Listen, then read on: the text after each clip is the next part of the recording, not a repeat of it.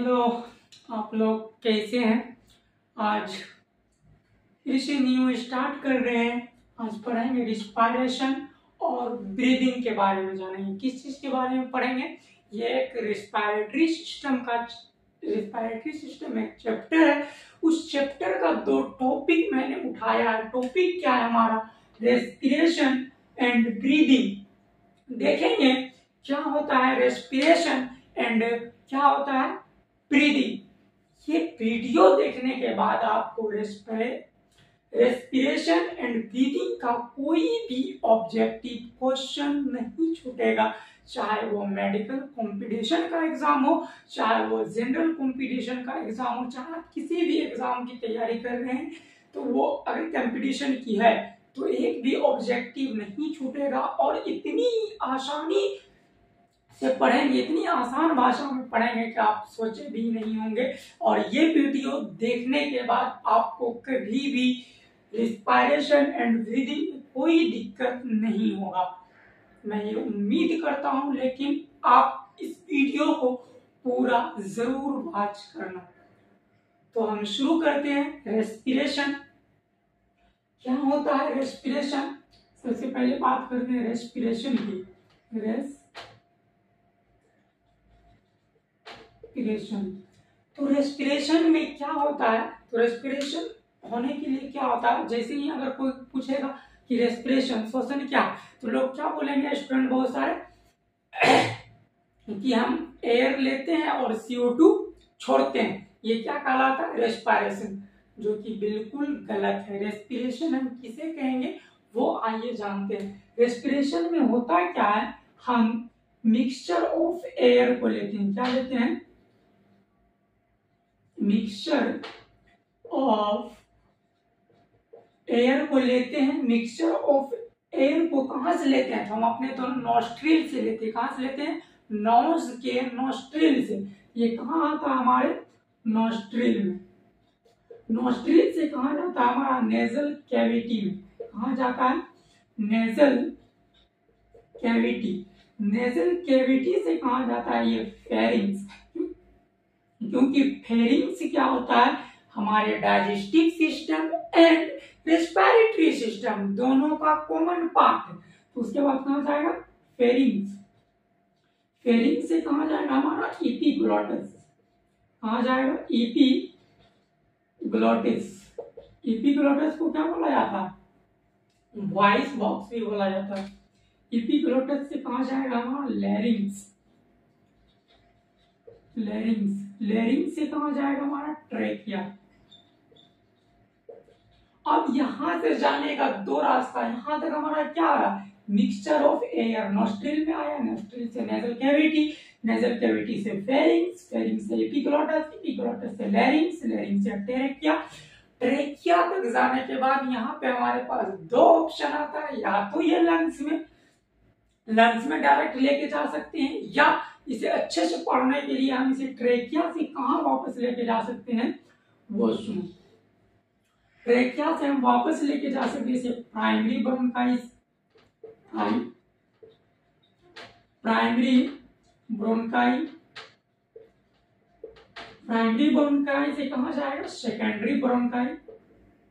Secondary bronchi हम short में लिख रहे हैं, सेकेंडरी ब्रोंकाई। सेकेंडरी ब्रोंकाई से कहां जाएगा, टर्शियरी ब्रोंकाई। टर्शियरी ब्रोंकाई से कहां जाएगा, टर्मिनल ब्रोंक्यूल। कहां जाएगा, terminal bronchiole. Bronchioles, terminal bronchiole से कहां जाएगा, हमारा respiratory bronchioles. Respiratory bronchioles, respiratory bronchiole से कहां जाता है हमारा, रेस्पिरेटरी ब्रोंक्यूल से जाता है हमारा alveolar duct. Alveolar duct, alveolar duct से हमारा कहां जाता है, एल्वियोलर शैक।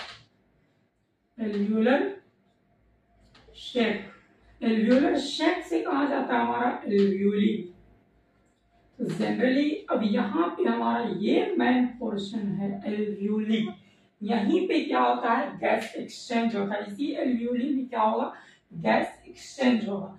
तो रिस्पायरेशन देख रहे हैं। रिस्पायरेशन में देखें कि रिस्पायरेशन होता क्या है। तो सबसे पहले हम मिक्सचर ऑफ एयर को क्या करते हैं, इनहेल करते हैं। कैसे इनहेल करते हैं, ऐसा थोड़ी कि हमारे माउथ के द्वारा चले गए या हमारे नोज के द्वारा डायरेक्ट हमारे लंग्स में चले गए, ऐसा नहीं होता। वो एक रास्ता के थ्रू जाता है, वो एक प्रोसेस है, वो एक पाथवे है। तो क्या पाथवे है वही हम देख रहे हैं। मिक्सचर ऑफ एयर हमारा कैसे इंटर किया हमारे लंग्स के एल्वियोली में।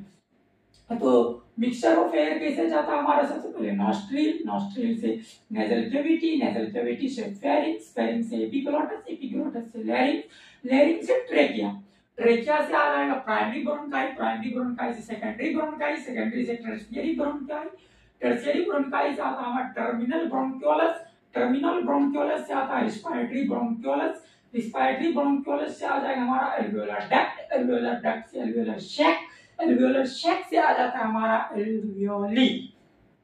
मैंने यहाँ पे क्या बोला था, ट्रेकिया, ट्रेकिया से हमारा हो सकता है डायरेक्ट लंग्स में भी जा सकता है।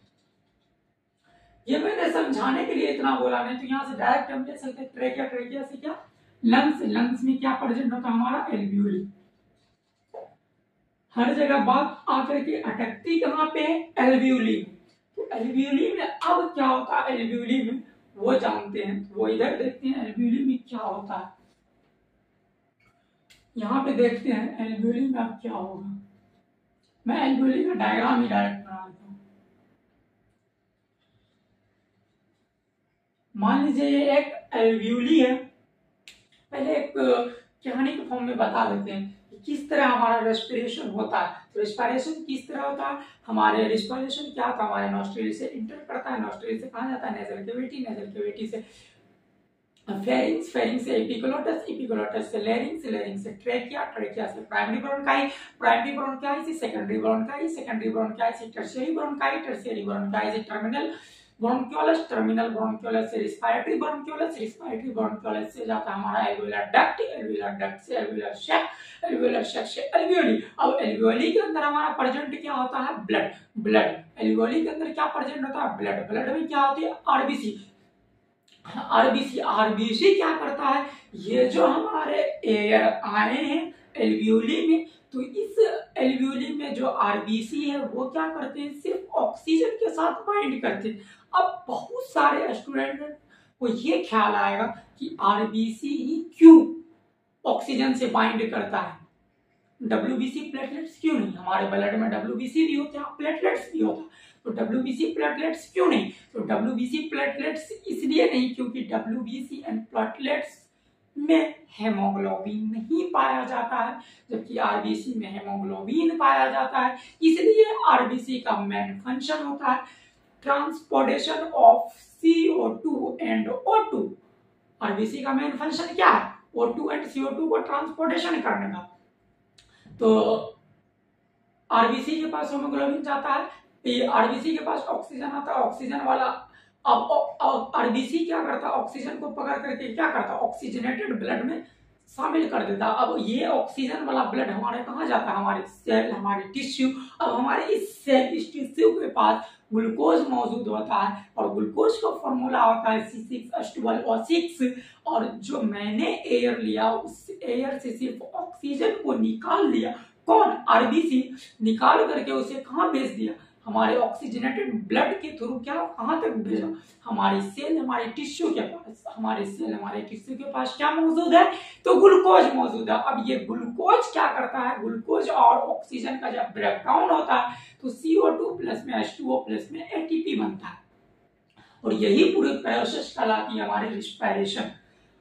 यहां तक एल्वियोली तक का भाग क्या कहलाता है, एक्सटर्नल रिस्पायरेशन कहलाता है। क्या कहलाता है, एक्सटर्नल, एक्सटर्नल रेस्पिरेशन कहलाता है, याद रखना, रेस्पिरेशन।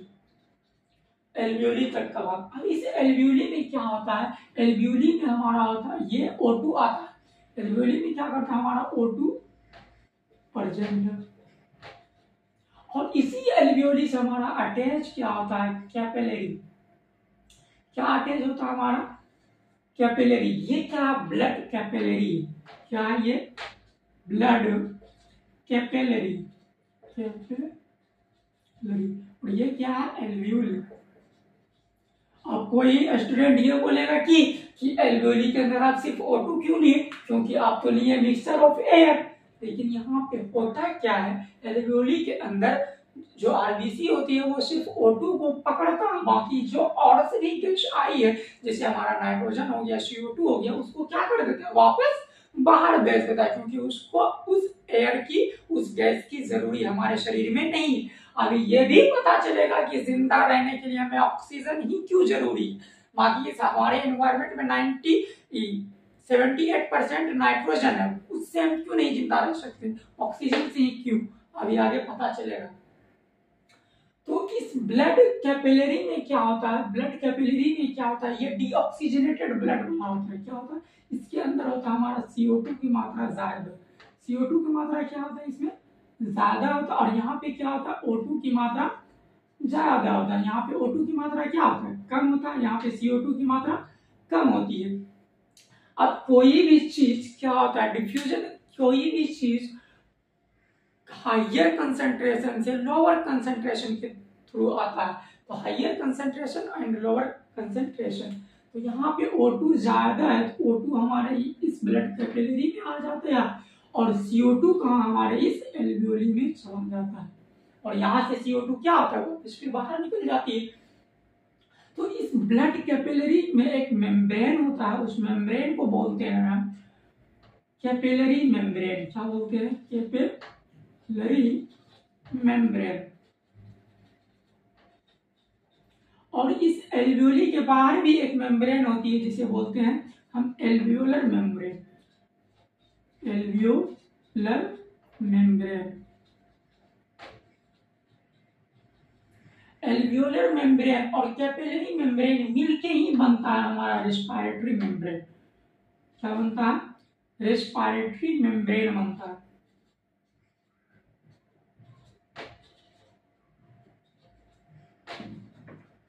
और इसी मेम्ब्रेन में क्या होता है, हमारा गैस एक्सचेंज होता है, रेस्पिरेटरी मेम्ब्रेन। और इसी रेस्पिरेटरी मेम्ब्रेन में क्या होता है, हमारा गैस एक्सचेंज होता है। इसकी अगर मैं बात कर लेता हूं, ये 70 मीटर स्क्वायर होता है। इसका सरफेस कितना होता है, इस रेस्पिरेटरी मेम्ब्रेन का सरफेस, तो सरफेस की बात कर लेता हूँ, ये 70 मीटर स्क्वायर होती है इसकी क्या, सरफेस रेस्पिरेटरी मेम्ब्रेन का। इसी रेस्पिरेटरी मेम्ब्रेन में क्या होता है, एक्सचेंज होती है। तो हमारा ब्लड क्या, सॉरी, हमारा हाइयर ऑक्सीजन क्या था, हमारे ब्लड में चले जाता है, ब्लड कैपिलरी में, और ब्लड कैपिलरी से CO2 क्या होता है, बाहर चले जाता है। अगर मैं यूं बोलूं,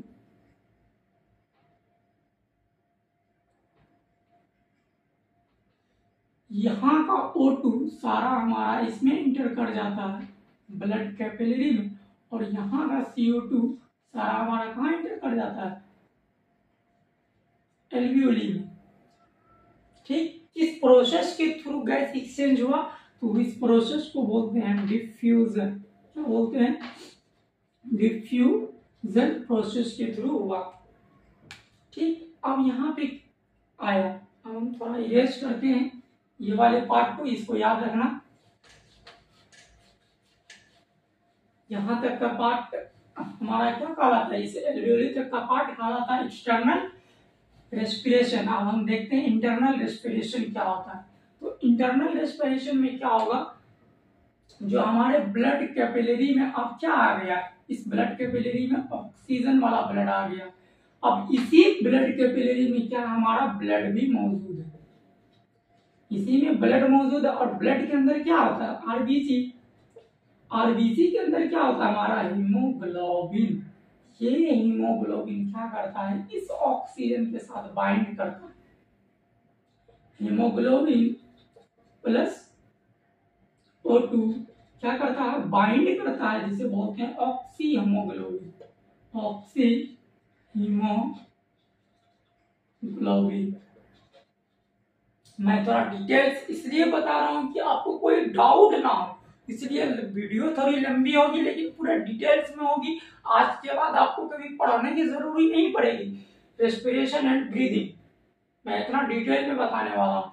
क्या, तो ऑक्सी हीमोग्लोबिन। अब ये हीमोग्लोबिन ऑक्सीजन के साथ, ये हीमोग्लोबिन की ना सबसे बड़ी बात ये होती है, ये हेमोग्लोबिन की ऑक्सीजन जो होती है वो परमानेंट गर्लफ्रेंड होती है, परमानेंट गर्लफ्रेंड होती है। क्या होती है? ये हेमोग्लोबिन की ऑक्सीजन जो होती है परमानेंट गर्लफ्रेंड होती है। ठीक, तो परमानेंट गर्लफ्रेंड होती है ऑक्सीहेमोग्लोबिन। अब ऑक्सीजनेटेड ब्लड कहाँ आ रहा है? अब हमारा ऑक्सीजनेटेड ब्लड, अब ये हेमोग्लोबिन वाला ब्लड कहाँ आ रहा है? ये हमारी सेल के पास पहुंचा, हमारी सेल्स, हमारी टिश्यू के पास पहुंचा। जब हमारी सेल हमारी टिश्यू के पास पहुंचा, हमारी सेल हमारे टिश्यू के पास पहले से मौजूद होता है ग्लूकोज, पहले से मौजूद क्या होता है? ग्लूकोज। क्योंकि जब मैंने खाना खाया, खाना खाने के बाद उसकी डाइजेशन हुई, डाइजेशन के बाद एब्जॉर्प्शन हुई, एब्जॉर्प्शन के बाद जो हमारे शरीर में डाइजेस्टिव फूड गए हमारी सेल हमारे टिश्यू के पास, वो ग्लूकोज के फॉर्म में प्रेजेंट रहती है। तो ग्लूकोज का फॉर्मूला क्या होता है? तो C6H12O6। और यहाँ से क्या आएगा? हमारा ऑक्सीजनेटेड ब्लड, ऑक्सीजनेटेड ब्लड का मतलब O2 वाला ब्लड। अब इनका क्या होता है? रिएक्शन होता है। जब ग्लूकोज और O2 का रिएक्शन होता है तो क्या बनता है? तो CO2 प्लस में H2O प्लस में ATP।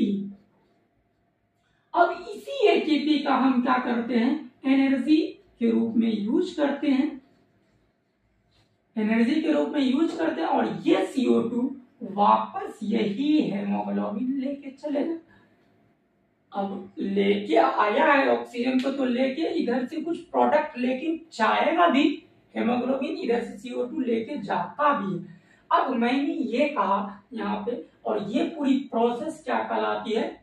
रेस्पिरेशन। और यहां से लेकर के ब्लड कैपिलरी से लेकर के टिश्यू तक का पार्ट, यहां तक का पार्ट, पूरा ये पार्ट क्या कहलाता है? Internal respiration, internal respiration. मैं एक बार फिर से क्लियर कर देना चाहता हूं, क्या होता है एक्सटर्नल रिस्पायरेशन, क्या होता है इंटरनल रिस्पायरेशन। तो एक्सटर्नल रिस्पायरेशन में क्या होता है? मैंने जो मिक्सचर ऑफ एयर लिया वो हमारे एल्वियोली तक आते हैं। तो एल्वियोली के पास क्या होता है? गैस एक्सचेंज होती है। गैस एक्सचेंज होने तक का प्रोसेस एक्सटर्नल रिस्पायरेशन कहलाता है। क्योंकि एटमॉस्फेरिक एयर आती है, उसमें क्या होता है? मिक्सचर ऑफ गैस होती है। मिक्सचर ऑफ गैस होने के थ्रू क्या होता है? उससे सिर्फ हमारा आरबीसी ऑक्सीजन को कलेक्ट कर लेता है, बाकी सारी गैसों को फिर वापस क्या करता है? एल्वियोली से ही वापस भेज देता है। यही प्रोसेस क्या कहलाता है? External respiration. इंटरनल रिस्पायरेशन में क्या होता है? जो आरबीसी हमारे ऑक्सीजन को कलेक्ट किया है, उस ऑक्सीजन वाले ब्लड को कहाँ भेजेगा? हमारे ऑक्सीजनेटेड ब्लड को कहाँ भेजेगा? हमारी सेल हमारे टिश्यू के पास। हमारी सेल हमारे टिश्यू के पास क्या मौजूद होती है? पहले से ये ग्लूकोज मौजूद होती है। और इस ग्लूकोज को ऑक्सीजन के साथ जब बाइंड होती है, जब इनके साथ रिएक्शन होती है, तो क्या बनती है? तो CO2 प्लस में H2O प्लस में ATP। ये CO2 को फिर से आरबीसी क्या करता है? वापस लेके चले जाता है। एंड H2O हमारे बॉडी में एब्जॉर्ब हो जाती है, एंड ATP हमारे वर्क में यूज हो जाता है। जब हम कोई वर्क करते हैं, जब हमें एनर्जी की रिक्वायर होती है, तो ATP के रूप में एनर्जी मिल जाती है। इसीलिए जिंदा रहने के लिए ऑक्सीजन की जरूरी है। यहाँ पे ना इस ग्लूकोज का दुनिया का कोई भी गैस इसे ब्रेक डाउन नहीं कर पाएगा। हमारे एटमॉस्फेयर में नाइट्रोजन कितना है, वो भी इसे ब्रेक डाउन नहीं कर पाता। इसलिए हमें जिंदा रहने के लिए सिर्फ ऑक्सीजन की जरूरत पड़ती है, ना कि किसी की मुलाकात की जरूरत, सिर्फ ऑक्सीजन की जरूरत पड़ती है। अब मैंने क्या बोला था? ये हेमोग्लोबिन की परमानेंट गर्लफ्रेंड होती है। कौन कौन होती है? तो ऑक्सीजन। तो अब हेमोग्लोबिन की परमानेंट गर्लफ्रेंड ऑक्सीजन है। कोई टाइम पास वाली गर्लफ्रेंड भी होगी, कोई TZF भी होगी। ऑब्वियसली सी बात है, जब इसकी परमानेंट गर्लफ्रेंड है तो इसकी कोई TZF भी होगी, टेम्पररी गर्लफ्रेंड भी कोई होगी। कौन होती है? वो होती है हमारी CO, कार्बन मोनोऑक्साइड। क्योंकि ये हेमोग्लोबिन जितना ऑक्सीजन से मोहब्बत करता है, उससे 200 गुना अधिक इस CO से करता है। कितना गुना अधिक? 200 गुना अधिक।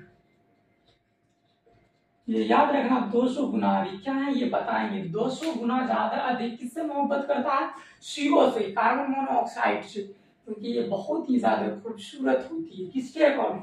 ऑक्सीजन के अकॉर्डिंग। इन्हें तो पता है ये मेरी परमानेंट, जब चाहे उसके साथ बाइंड करवे करेगा, वो बाइंड होने के लिए हमारे पास ही आएगा। लेकिन हेमोग्लोबिन ये बहुत खूबसूरत होती है, जब इसको देखते ही क्या होता है, 200 गुना स्पीड से इसके पास जाकर के बाइंड करता है। जब बताओ हेमोग्लोबिन CO के साथ बाइंड करेगा, किसे क्या बोलेंगे? Carboxy haemoglobin. Carboxy haemoglobin. Carboxy haemoglobin. अब बताओ, जब ये कार्बोक्सी हीमोग्लोबिन वाला ब्लड हमारी सेल के पास आएगी, हमारे टिश्यू के पास आएगी, हमारे सेल टिश्यू के पास मौजूद है ग्लूकोज। क्या ग्लूकोज इस ग्लूकोज का CO ब्रेक डाउन कर पाएगा? नहीं, ब्रेक डाउन नहीं कर पाएगा। तो हमें एनर्जी मिलेगी? नहीं एनर्जी मिलेगी। एनर्जी नहीं मिलेगी तो क्या होगा? हमारी ऑर्गन काम करेगा, क्योंकि हमारे किसी भी चीज को काम, किसी भी वर्क को करने के लिए हमें क्या चाहिए? एनर्जी चाहिए। हम अभी पढ़ा रहे हैं तो हमें एनर्जी लग रही है, मेरा एनर्जी खर्च हो रहा है। तो कोई भी वर्क करने के लिए क्या चाहिए? हमें एनर्जी चाहिए। वो एनर्जी मिलेगा जब CO क्या करेगा? हमारे हेमोग्लोबिन के साथ बाइंड करेगा। और हेमोग्लोबिन क्या करता है? 200 गुना स्पीड से इससे बाइंड करता है। इसलिए बोला जाता है कि जलती हुई अंगूठी को बंद कमरे में नहीं रखना चाहिए। ठीक है, अंगूठी को जला करके बंद कमरे में नहीं सोना चाहिए। ये CO कहाँ से हमें मिलता है? मोमबत्ती जैसे जला देते हैं और पूरी तरह से कैमरा लॉक हो जाती है, तो उस दौरान क्या होता है? ऑक्सीजन की कमी हो जाती है और ये CO हमारे कैमरा में बहुत ज्यादा हो जाती है, जिसके कारण हम CO इनहेल कर लेते हैं। इनहेल करने के बाद आप जानते हैं कि हेमोग्लोबिन इससे कितना मोहब्बत करता है, कितना 200 गुना ज्यादा मोहब्बत करता है ऑक्सीजन के। तो वो कितना स्पीड से इससे बाइंड करेगा, और बाइंड करेगा तो ये कार्बोक्सी हेमोग्लोबिन बनेगा। जब कार्बोक्सी हेमोग्लोबिन बनेगा तो क्या ये हमारे ग्लूकोज का ब्रेकडाउन हो पाएगा? नहीं, ग्लूकोज का ब्रेकडाउन नहीं हो पाएगा तो कैसा समय आएगा? हमें एनर्जी नहीं मिलेगी, और विदाउट एनर्जी क्या हमारी डेथ ये हो सकती है। तो यहाँ पे क्या होता है? रिस्पायरेशन क्या होता है? कंप्लीट होती है। रिस्पायरेशन क्या होता है? कंप्लीट होती है। क्या होता है रेस्पिरेशन? वो पूरी तरह से। अब थोड़ी सी जान लेते हैं कुछ टर्मिनोलॉजी जो कि एग्जाम के पॉइंट ऑफ व्यू से इंपॉर्टेंट क्या है वो जान लेते हैं। 1 मिनट में हम कितना CO2 आउट करते हैं? ठीक है, CO2 आउट करते हैं। तो 1 मिनट में हम 200 ml CO2 क्या करते हैं? आउट करते हैं। ये जनरल क्वेश्चन के लिए थोड़ा इंपॉर्टेंट, इसलिए याद रख लेना कि 1 मिनट में हम कितना CO2 आउट करते हैं। तो 1 मिनट में लगभग 200 ml CO2 क्या करते हैं? आउट करते हैं। हम जो सांस लेते हैं और सांस छोड़ते हैं, तो एक बार में लगभग 1 मिनट में 12 से 16 बार सांस लेते हैं। तो 12 से 16 बार सांस लेने के दौरान हम कितना CO2 छोड़े होंगे? तो 200 ml के अप्रॉक्स। एंड O2 1 मिनट में कितना हम इनहेल करते हैं? तो O2 1 मिनट में हम 250 ml क्या करते हैं? इन करते हैं। ठीक, 250 ml क्या करते हैं? इन करते हैं। ठीक, ये 2 पॉइंट था जनरल नॉलेज के लिए, इसलिए मैंने बताया।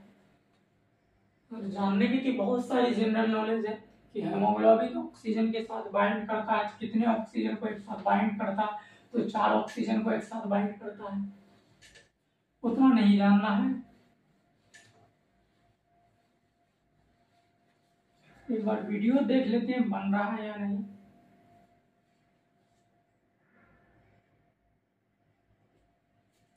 अब हम पढ़ेंगे ब्रीदिंग।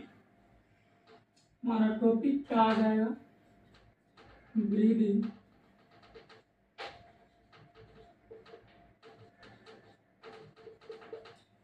ब्रीदिंग क्या होता है? मैंने एक बार सांस ली, फिर एक बार सांस छोड़े, तो वही क्या कहलाता है, ब्रीदिंग। एक बार मैंने इनहेलेशन किया, एक बार मैंने एक्सहेलेशन किया। एक ब्रीद होने में कितना, एक ब्रीद होने में क्या होता है, एक ब्रीद, ठीक है, एक ब्रीद होने में कितना टाइम लगता है? एक ब्रीद होने के लिए, एक ब्रीदिंग के लिए हमारा एक इनहेलेशन चाहिए,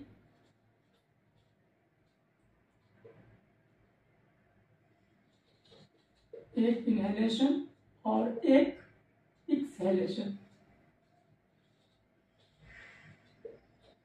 या इसी को हम बोलते हैं इंस्पायरेशन,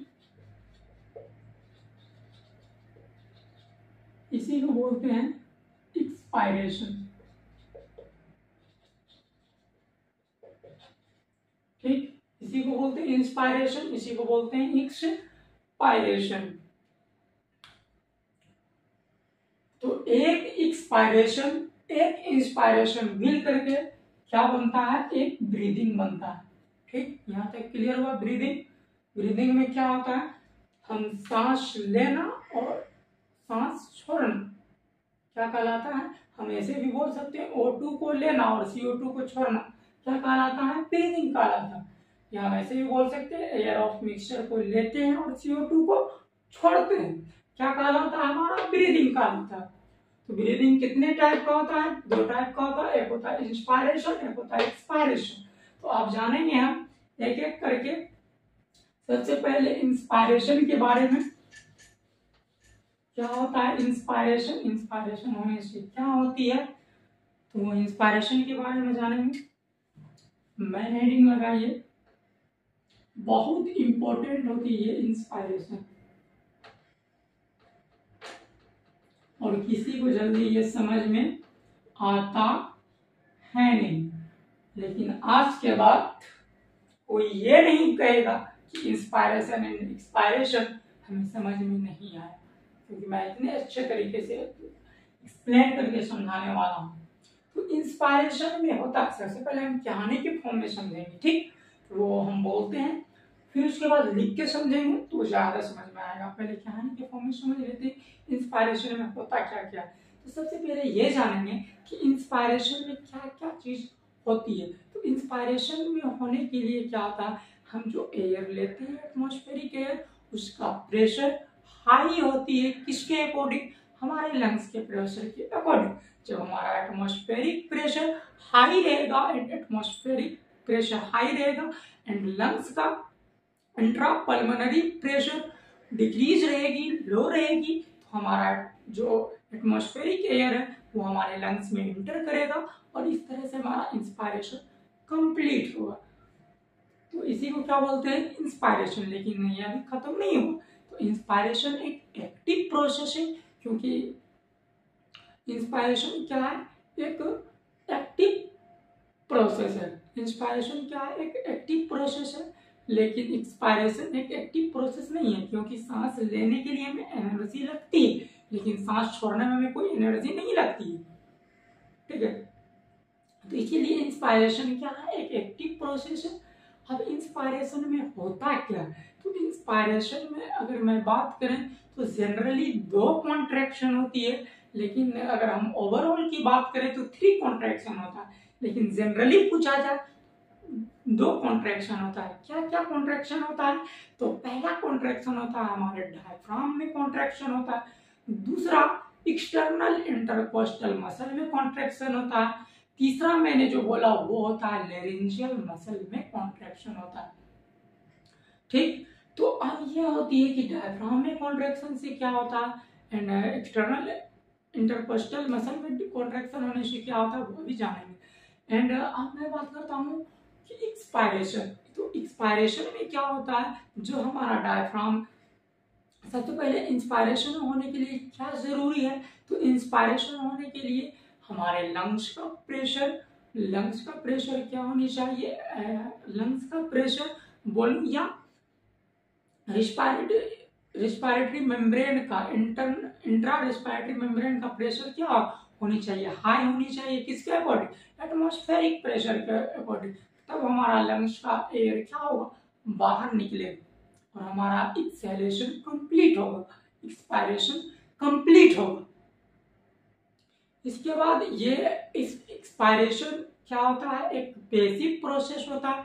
लेकिन यहाँ पे एक्सेप्शन इस बात की आती है कि आपने तो बोल रहे हैं कि एक्सपायरेशन एक बेसिक प्रोसेस, लेकिन हमें कोई रिस्पायरेटरी डिजीज है, लेकिन मैं एक्सरसाइज कर रहा हूँ, मैं योगा कर रहा हूँ, उस दौरान क्या होगा, तब उस दौरान हम फोर्सफुल एक्सपायरेशन करते हैं। और तो फोर्सफुल एक्सपायरेशन करने के लिए हमें एनर्जी की रिक्वायर होती है। तब इस कंडीशन में क्या हो जाता है, एक्टिव प्रोसेस हो जाता है। एक्सपायरेशन भी क्या हो जाती है, एक्टिव प्रोसेस। लेकिन इस एक्सपायरेशन एक्टिव प्रोसेस कब होगा, जब हमें कोई रिस्पायरेटरी डिजीज हो, जब हम योगा कर रहे हैं, जब हम कोई रनिंग कर रहे हैं, तब हमें क्या होता है, एक्टिव प्रोसेस होता है एक्सपायरेशन, नहीं तो नहीं। तो एक्सपायरेशन में क्या होता है, एक्सपायरेशन में इंटरनल इंटरकोस्टल मसल में कॉन्ट्रैक्शन होता है एंड एब्डोमिनल वॉल में भी कुछ मात्रा में कॉन्ट्रैक्शन होता है। बस दो ही, इसमें एक ही चीज में जनरली कॉन्ट्रैक्शन होता है, इंटरनल इंटरकोस्टल मसल में कॉन्ट्रैक्शन होता है। अब जानेंगे एक एक करके क्या क्या होता है, मैं तो कहानी के फॉर्म में समझा दिया। अब इंस्पायरेशन होने के लिए क्या होनी चाहिए, हमारा एटमॉस्फेरिक एयर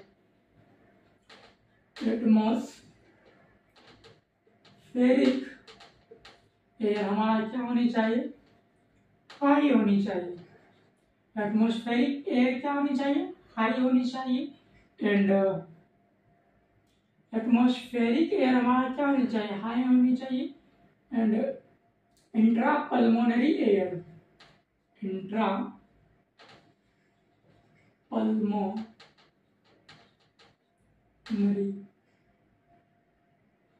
प्रेशर क्या होनी चाहिए, हमारी डिक्रीज होनी चाहिए। तब जाकर के हमारा क्या होता है, क्योंकि कोई भी चीज higher concentration to lower concentration की तरफ फॉलो करता है, तो जो हमारा एटमॉस्फेरिक एयर का हाई प्रेशर रहेगा, तब वो हमारे लंग्स के अंदर एंटर करेगा, तब इसे हम बोलेंगे क्या, इंस्पायरेशन। क्योंकि इसकी हाई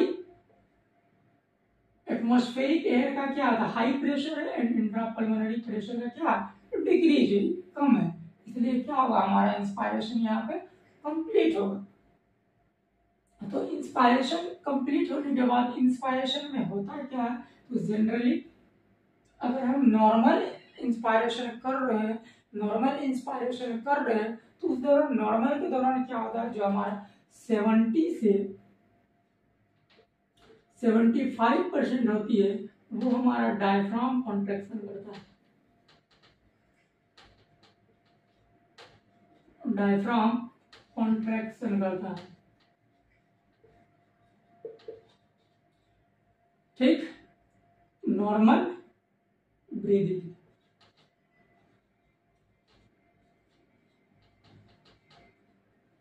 ठीक है। नॉर्मल ब्रीदिंग में क्या करता है, 70 से 75% हमारा डायफ्राम कॉन्ट्रैक्शन करता है। लेकिन हम बात करते हैं इंस्पायरेशन में टोटल कॉन्ट्रैक्शन क्या क्या होता है, तो टोटल हम बात करते हैं सिर्फ 2 कॉन्ट्रैक्शन की, क्या, एक डायफ्राम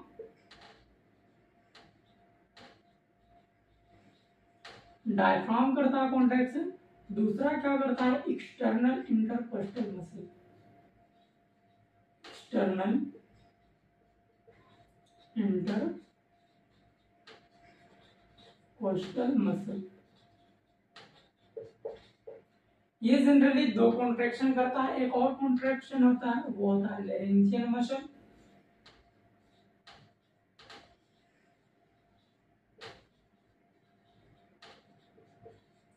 ये 3 चीज क्या करता है, कॉन्ट्रैक्शन करता है। लेकिन जनरली हम 2 ही याद रखेंगे, ये दोनों, कि डायफ्राम कॉन्ट्रैक्शन करता है and external intercostal muscle contraction करता है। अब हम एक एक करके पढ़ेंगे कि किसके कॉन्ट्रैक्शन से क्या होता है। डायफ्राम के कॉन्ट्रैक्शन से क्या इफेक्ट होता है हमारे इंस्पायरेशन पे, एंड एक्सटर्नल इंटरकोस्टल मसल के कॉन्ट्रैक्शन से क्या होता है। तो हम देखते हैं सबसे पहले contraction of diaphragm. Contraction of diaphragm. तो कॉन्ट्रैक्शन ऑफ डायफ्राम से क्या होता है, हम एक पहले दो पेन ले लेते हैं फिर बताते हैं अच्छे से।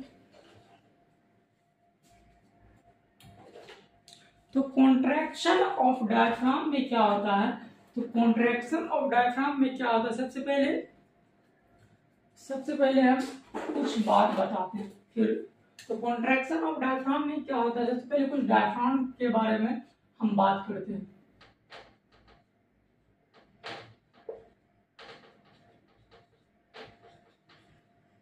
डायफ्राम का सबसे पहला पॉइंट ये याद रखो कि डायफ्राम क्या करता है, थोरेसिक कैविटी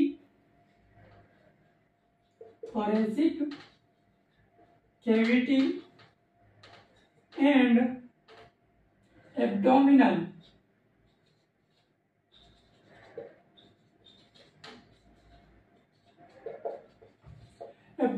कैविटी को क्या करता है, बांटने का काम करता है। डायफ्राम क्या करता है, thoracic cavity and abdominal cavity को क्या करता है, डिफरेंशिएट करने का काम करता है, बांटने का काम करता है। तो दूसरा डायफ्राम का ये पॉइंट याद रखो कि डायफ्राम क्या है, एक मस्कुलर ऑर्गन है।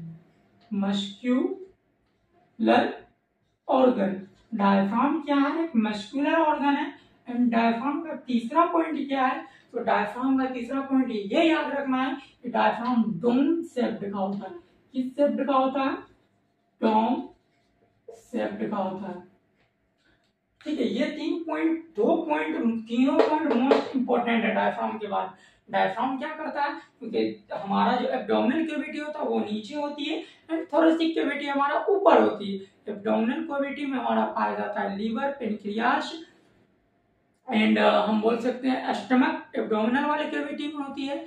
लेकिन थोरेसिक कैविटी में क्या पाया जाता है, तो हमारा हार्ट, हमारे लंग्स, हमारे रिब्स, ठीक, स्टर्नम, ये किस कैविटी में पाई जाती है, थोरेसिक कैविटी में पाया जाता है। ठीक, तो अब हम देखेंगे डायफ्राम के कॉन्ट्रैक्शन से होता क्या है। तो कॉन्ट्रैक्शन ऑफ डायफ्राम, तो डायफ्राम के कॉन्ट्रैक्शन से क्या होता है, मान लो डायफ्राम जो हमारा होता है वो इस शेप का होता है। डायफ्राम जो होता है हमारा, ये देख लो, डायफ्राम इस शेप का होता है, डोम शेप का होता है और इस तरह से होता है। ठीक है, इस शेप का होता है। जब डायफ्राम में कॉन्ट्रैक्शन होता है, तो डायफ्राम में कॉन्ट्रैक्शन होने के थ्रू क्या होता है, जो हमारा डोम शेप्ड का डायफ्राम, ये जो डोम शेप्ड का देख रहा है वो क्या होता है, इस तरह से फ्लैट होता है, इस तरह से इसे फ्लैट हो जाता है, इस तरह से। और फ्लैट होने के बाद क्या होता है, कॉन्ट्रैक्शन होने से क्या होता है, ओवरऑल डायफ्राम नीचे पुश करता है, नीचे डाउन होता है। तो हमारे एब्डोमिनल कैविटी पे प्रेशर पड़ेगा, नीचे जब जाएगा, क्योंकि डायफ्राम हमारा इस तरह से डोम शेप्ड का है, डायफ्राम हमारा इस शेप्ड का है। जब ये फ्लैट होकर के कॉन्ट्रैक्शन होने के थ्रू नीचे जाएगा हमारा, तो एब्डोमिनल कैविटी पे प्रेशर पड़ेगा। तो एब्डोमिनल कैविटी पे प्रेशर पड़ेगा, सबसे पहली बार डायफ्राम में कॉन्ट्रैक्शन होगा तो क्या होगा, डायफ्राम में कॉन्ट्रैक्शन होगा तो ये कहाँ, थोरेसिक कैविटी इंक्रीज करेगा, थोरेसिक कैविटी क्या करेगा हमारा, इंक्रीज करेगा, थोरेसिक कैविटी इंक्रीज करेगा। एंड डायफ्राम के कॉन्ट्रैक्शन से क्या होता है, एब्डोमिनल वॉल पे क्या, एब्डोमिनल कैविटी पे क्या पड़ेगा, प्रेशर पड़ेगा, एब्डोमिनल कैविटी।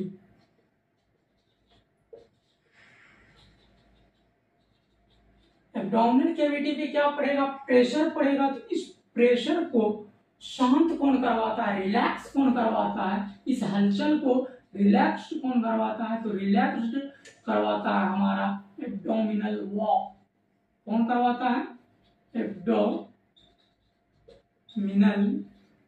वॉल मस्क्यूलेचर।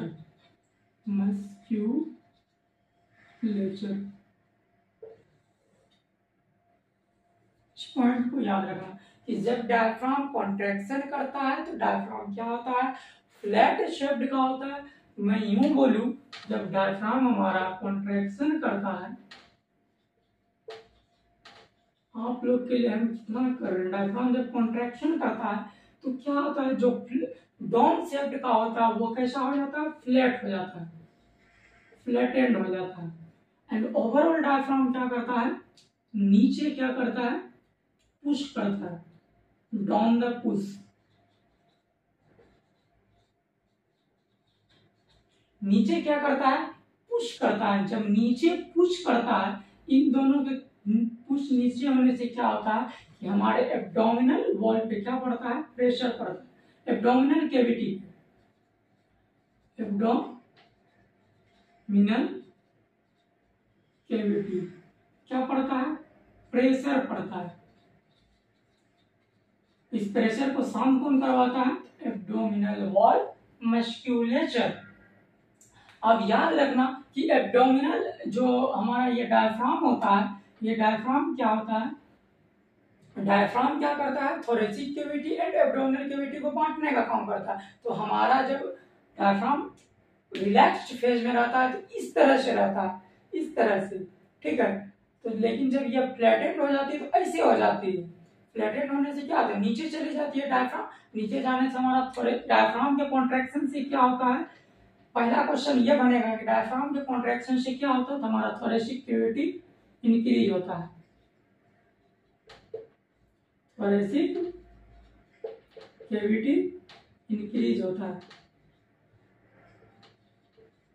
ठीक, यहां तक हम इरेज करते हैं, आप लोग एक बार देख लीजिए पूरा।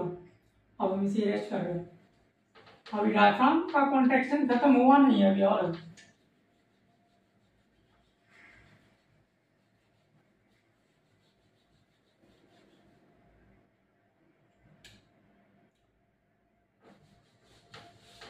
आगे क्या देखना है? जब डायफ्राम का कॉन्ट्रैक्शन हो गया, लेकिन बी में फिर से क्या होता है?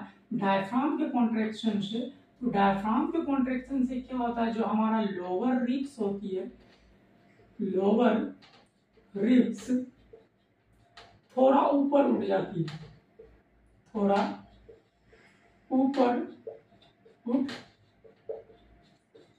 जाती है। जब क्या होता है? लोअर रिब्स हमारा डायफ्राम के कॉन्ट्रैक्शन से थोड़ा ऊपर उठ जाती है। इसको ऊपर उठने से क्या होती है? ऊपर उठने से क्या होती है? जो हमारा एंटीरियरली होती है, सॉरी पहले लेटरली,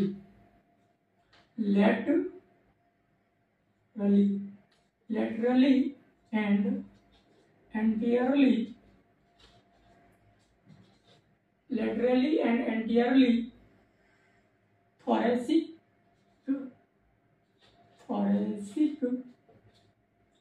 कैविटी, थोरेसिक कैविटी में क्या होता है? एक्सपेंशन हो जाती है। क्या हो जाती है? एक्सपेंशन। एक्सपेंशन का मतलब क्या होता है? विस्तार। अब एक्सपेंशन, थोरेसिक कैविटी की एक्सपेंशन होने से क्या आती है? तो हमारा जो होता है बॉकेट हैंडल इफेक्ट वो लगता है। क्या लगता है? तो जरा हम इफेक्ट का नाम बता देना चाहता हूँ, एक बार मुझे याद नहीं आ रहा proper.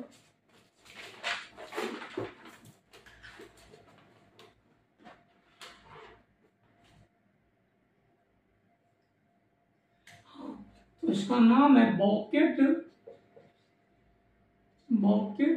Handle and pump handle effect.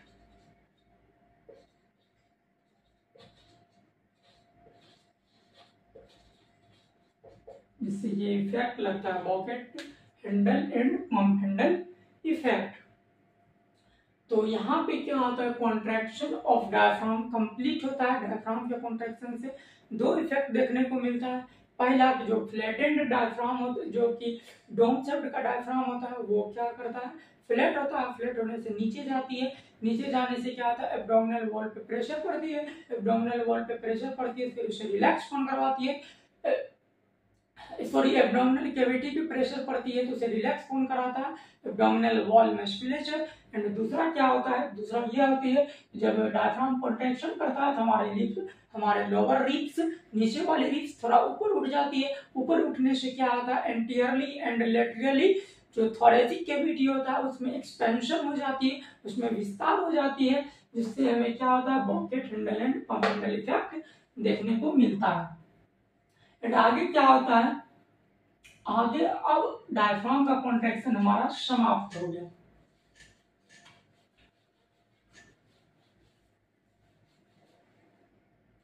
Diaphragm का कॉन्ट्रैक्शन समाप्त हो गया। अब दूसरा पढ़ेंगे, दूसरा कॉन्ट्रैक्शन क्या है हमारा, तो दूसरा कॉन्ट्रैक्शन है external intercostal muscle, external intercostal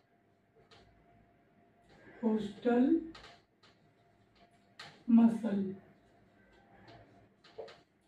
external intercostal muscle में क्या होता है, जब एक्सटर्नल इंटरकोस्टल मसल में क्या होता है, कॉन्ट्रैक्शन होता है,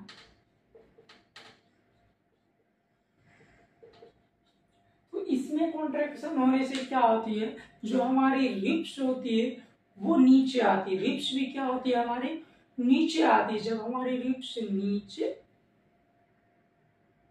सॉरी एक मिनट, रिब्स नीचे आती है,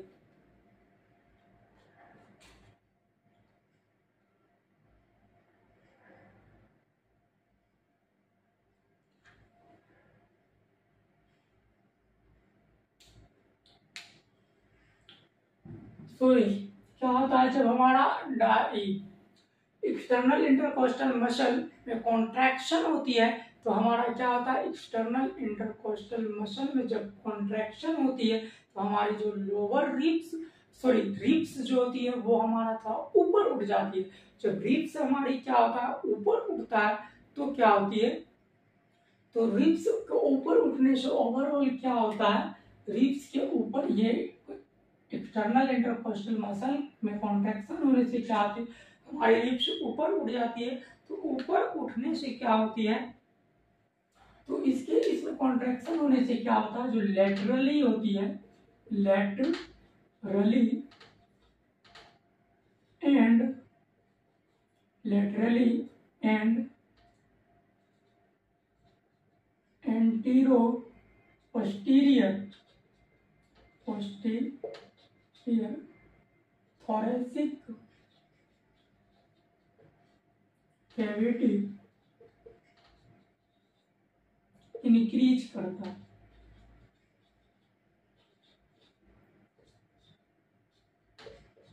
बढ़ जाता है, क्या होता है कि laterally and antero posterior thoracic cavity increase हो जाती है, जब हमारा डायफ्राम कॉन्ट्रैक्शन कर रहा था,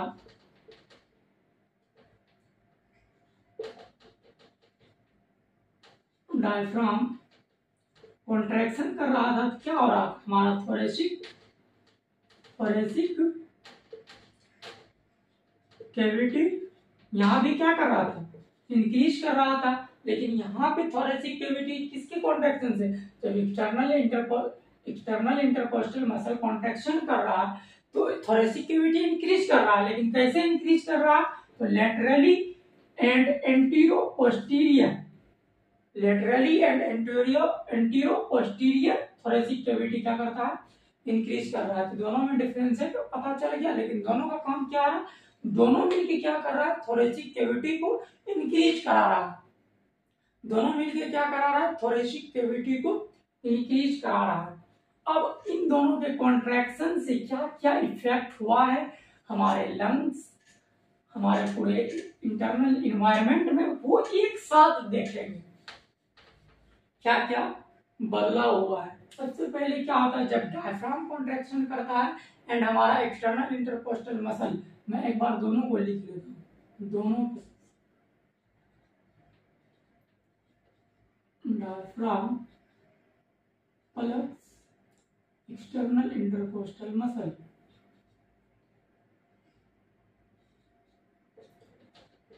एक्सटर्नल इंटरकोस्टल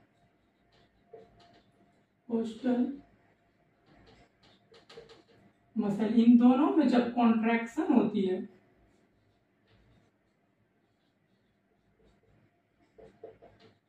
इन दोनों में जब कॉन्ट्रैक्शन होती है तो क्या क्या देखने को मिलता है वो देखेंगे। तो जब इन दोनों में कॉन्ट्रैक्शन होता है तो दोनों का काम क्या है, thoracic cavity, thoracic cavity, thoracic cavity क्या हो जाती है, हमारा इंक्रीज हो जाती है। थोरेसिक कैविटी इंक्रीज हो जाती है तो हमारा लंग साइज भी क्या होगा, जब हमारा थोरेसिक कैविटी की मात्रा बढ़ेगी, इसका मात्रा बढ़ेगी हमारी, तो ऑटोमेटिकली लंग्स का साइज भी बढ़ेगा। लंग्स साइज में भी क्या होता है, इंक्रीज हो जाती है। जब लंग साइज बढ़ जाती है, इंट्रा पल्मोनरी वॉल्यूम भी बढ़ेगा। तो इससे क्या होता है, इंट्रा पल्मोनरी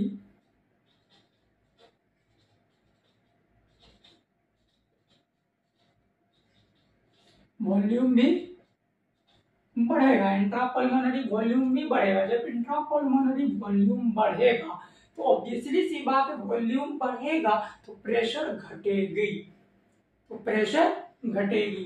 तो क्या होता है, हमारा लंग्स का प्रेशर,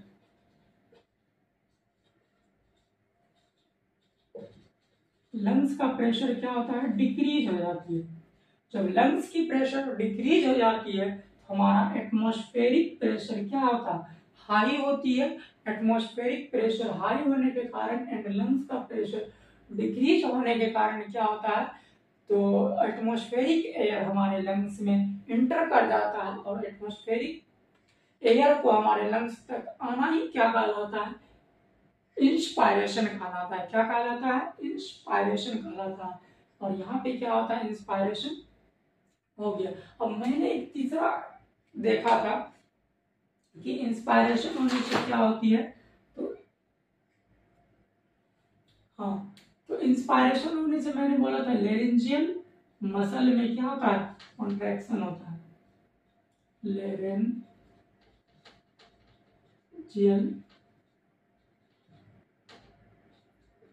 एक्चुअली में ये लेरेंजियल मसल कहाँ से आया है, तो ये लेरेंजियल मसल लेरिंग्स से है। कहाँ से, लेरिंग्स से, लेरिंग्स में ही पाया जाता है हमारा लेरेंजियल मसल। तो ये लेरेंजियल मसल में जब क्या होता है, कॉन्ट्रैक्शन होता है,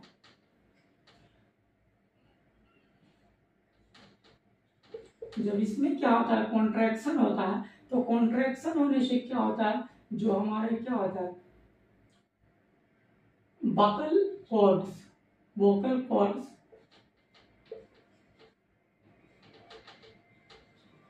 वो क्या हो जाता है, अपार्ट हो जाता है, मतलब अलग हो जाता है।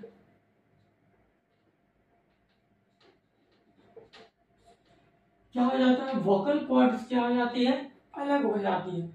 ठीक है, लेरेंजियल मसल में जब कॉन्ट्रैक्शन होता है वोकल कॉर्ड्स अलग हो जाती है। यहाँ पे आपका इंस्पायरेशन कंप्लीट होती है। जिसको एक बार फोटो लेनी है ले लो।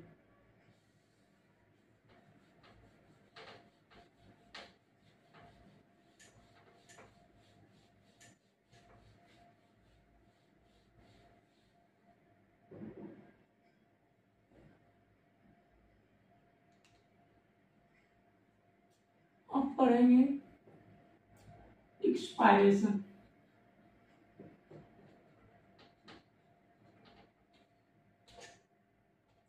एक्सपायरेशन या इन्हीं को बोलते हैं एक्सहेलेशन।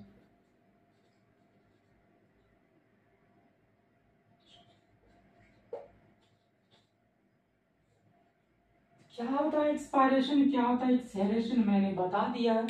पूरा आप डायरेक्ट लिखेंगे। एक्सपायरेशन एंड एक्सहेलेशन कब होगा, जब हमारे क्या होगा,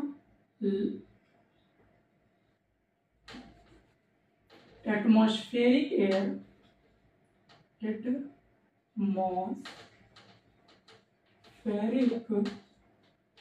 एयर डिक्रीज होगा एंड हमारा लंग्स एटमॉस्फेरिक एयर का प्रेशर डिक्रीज होगा, ठीक है, क्योंकि तुम लोग कुछ और मत समझ लेना यार। प्रेशर क्या होता है, डिक्रीज होता है, एंड इंट्रापल्मोनरी लंग्स का इंट्रापल्मोनरी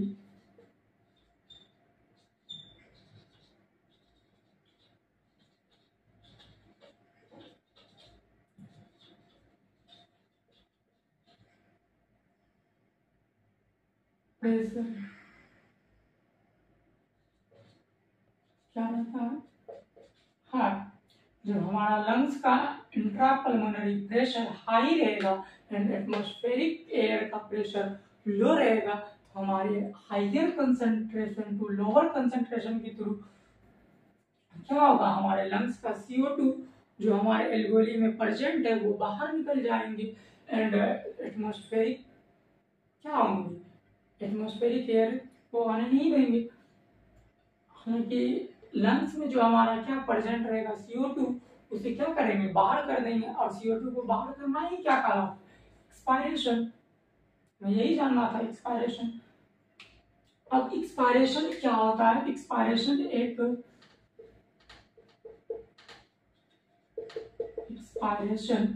एक बेसिक प्रोसेस है।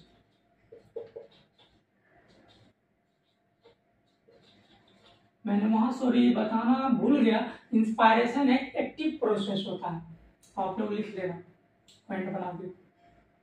एक्सपायरेशन क्या है, बेसिक प्रोसेस है, लेकिन यहाँ पे लॉजिक तब आता है जब हम क्या करते हैं, जब हमें कोई रिस्पायरेटरी डिजीज हो या योगा कर रहे हैं, एक्सरसाइज कर रहे हैं या रनिंग कर रहे हैं, उस दौरान हम फोर्सफुल एक्सपायरेशन करते हैं, अपनी ताकत लगा करके एक्सपायरेशन करते हैं, तब उस दौरान हमारा जो एक्सपायरेशन होता है किस कंडीशन में, तो हम बोल सकते हैं रनिंग एंड हम बोल सकते हैं रनिंग, और क्या बोल सकते हैं,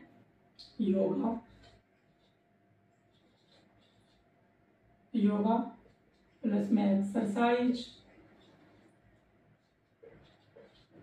प्लस हम बोल सकते हैं रेस्पिरेटरी डिजीज,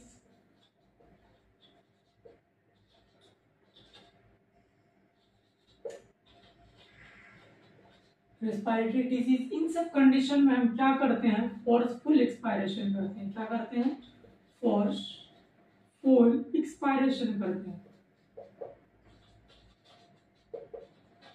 क्या करते हैं, फोर्सफुल एक्सपायरेशन। और फोर्सफुल एक्सपायरेशन क्या है, एक एक्टिव प्रोसेस है, एक्टिव प्रोसेस है। क्या आप लोग को दिख रही है, थोड़ा मार्कर का इंक खत्म हो गया, हाँ दिख तो रही है।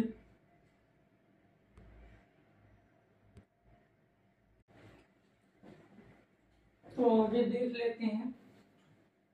अब हमारा कॉन्ट्रैक्शन ऑफ इंटरकोस्टल मसल, जब कॉन्ट्रैक्शन होता है इंटरनल इंटरकोस्टल मसल में, तो क्या होता है, हमारा tend to pull all the ribs downward.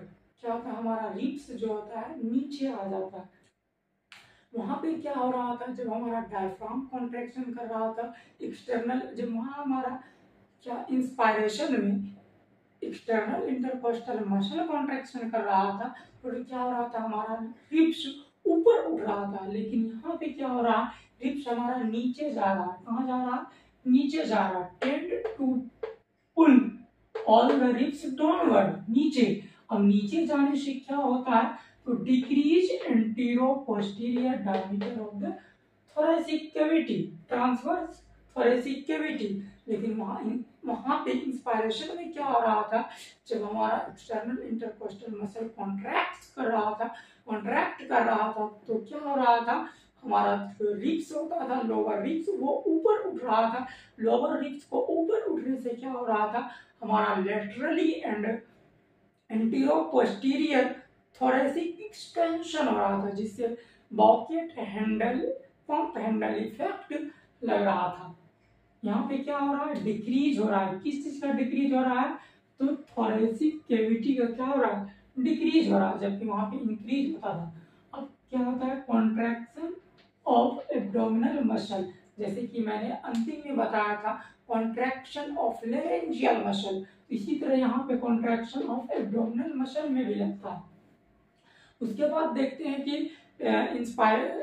Expiration में क्या क्या होता है। तो एक्सपायरेशन जब होती है तो जो हमारा डायफ्राम होता है वो रिलैक्स हो जाता है एंड डिक्रीज हो जाती है। जब डायफ्राम रिलैक्स होगा, डायफ्राम फिर जब हमारा ऊपर में जाएगा तो थोरेसिक कैविटी की मात्रा क्या होगी, थोरेसिक कैविटी डिक्रीज होगी। Thoracic decrease size thoracic cavity and external intercostal muscle भी वो क्या होगा, अपने जगह पे जाएगा, रिलैक्स होगा। तो क्या होगा, decrease size of lungs, lungs का मात्रा क्या होगा, डिक्रीज हो जाएगा and antero posterior thoracic expansion क्या हो जाता है, डिक्रीज होगा एंड डिक्रीज लंग साइज होगा तो डिक्रीज क्या होगा, intrapulmonary volume.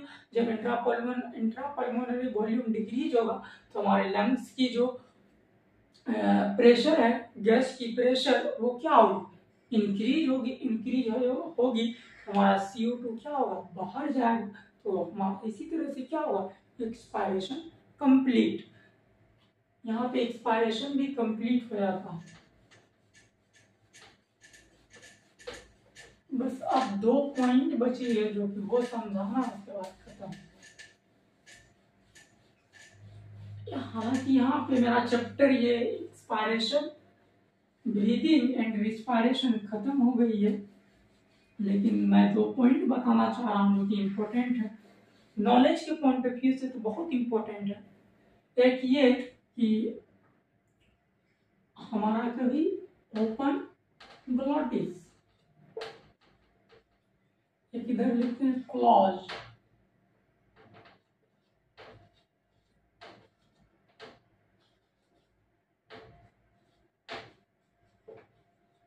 Closed glottis and open glottis. जब हमारा ओपन ग्लॉटिस होगा तो जो हमारा एटमॉस्फेरिक एयर होगा, atmospheric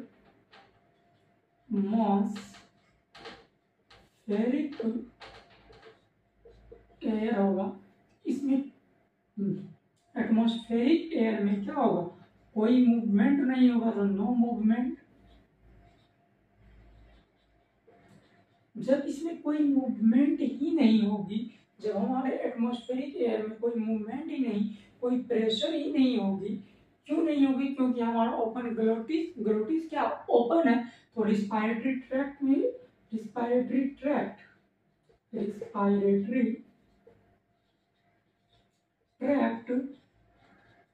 plus atmospheric air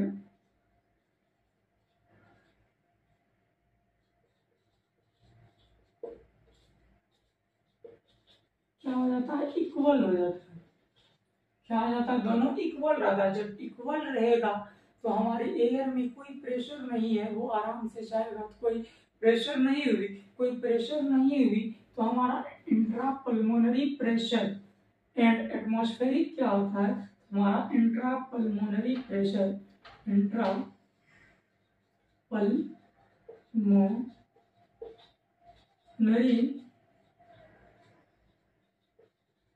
pressure जो होता है वो होता है 0 mmHg,